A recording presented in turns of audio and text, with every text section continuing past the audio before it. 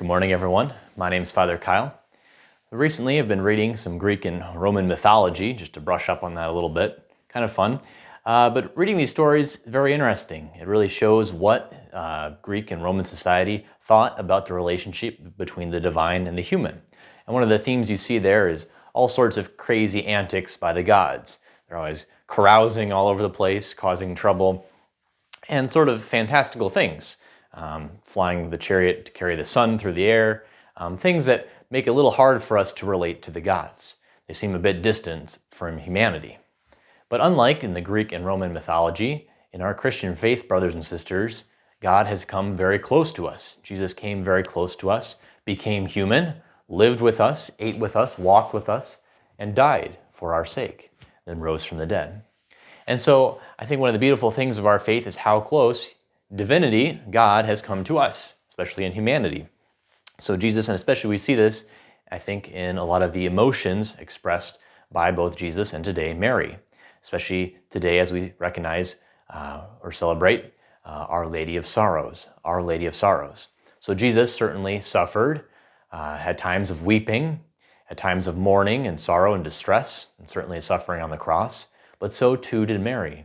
And in the opening prayer today, we praise Mary for standing next to Jesus on the cross.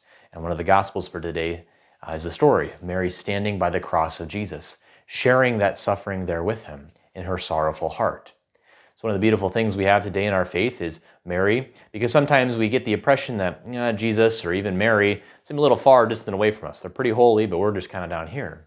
But I think celebrations like this today, Sorrowful Heart of Mary, or Our Lady of Sorrows, show us how close and how human both Jesus and Mary are, how close they can be to us in our sorrows, especially in our afflictions as well. So one of the devotions to Our Lady is Our Lady of the Seven Sorrows, and these are 7 different events that happened in her life. First was hearing the prophecy of Simeon, who's saying Jesus will cause the rise and the downfall of nations, but a sword will pierce Mary's heart. Then when the Holy Family had to escape into Egypt, when Jesus was lost in the temple for 3 days, Jesus carrying the cross, Jesus crucified, Jesus taken down from the cross, and Jesus laid in the tomb. 7 events in the life of Mary that were very sorrowful for her. And sometimes this is depicted as 7 swords piercing the heart of Mary. Very striking image for us here as well. And we know that Mary did carry this sorrow in her heart. And in a way, that's the way we can relate to her and draw closer to her. Especially for us, if we've carried any sorrow, or especially for parents that are grieving over their children. Certainly very familiar with the Pietà, the image of Mary holding her deceased son, adult son, in her arms. A very beautiful, moving, tragic thing as well, but a very human experience as well. And something we can relate to and offer ourselves to Mary and to Jesus to help us in our sorrows as well. So today in the Gospel, Jesus hands over John to Mary, his disciple John to Mary, and Mary over to his disciple John. In a way, too, we are entrusted to Mary. And especially today, any sorrow or suffering that we can carry with Mary. And she can help us draw closer to Jesus, who was the one who bore all the suffering, all the sorrow in his own heart. A way that we can draw closer to Jesus in our humanity and in his humanity as well. So lastly, I'd like to conclude today, probably during Stations of the Cross. Sometimes we sing the hymn Stabat Mater, or Mournful Mother, Mary Weeping.